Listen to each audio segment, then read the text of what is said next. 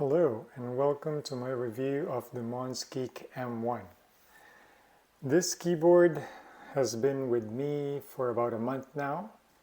I received it March 1st and I have been playing with it since then.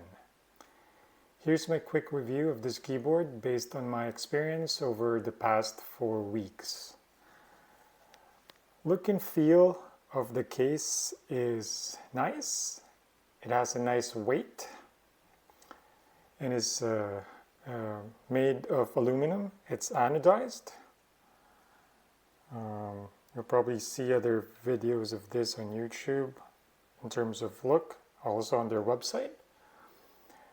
My unit came with no blemishes, so that's good.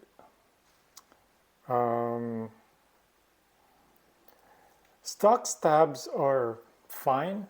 They're not great and is probably best wholly modded.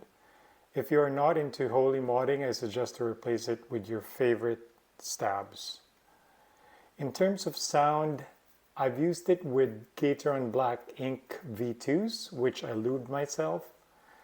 And I also tried some of the alphas with Gateron Baby Kangaroos. They're good. For me, this keyboard is meant to be modded. It's not great out of the box for me. There's ping issues, so definitely requires force break mod. And without the case foam, it sounds hollow. There's also not much space left, so if the case foam is used, there's not much flex. This is okay if you want a firm typing feel.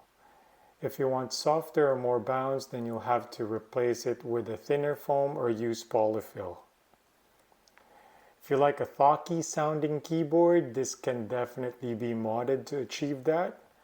With the right switches and keycaps, and with a combo of PE foam and tape mod, I was able to achieve a mega thock sound with the M1. You can also use the stock PE foam, but I find that replacing it with a slightly thicker PE foam produces a thockier sound effect. Overall, for the price of this keyboard, this is a great keyboard for starters. If you want to play and do a lot of modding and learn, this can be a great starter kit. All right. Thanks for watching and hope you like this review. Thank you.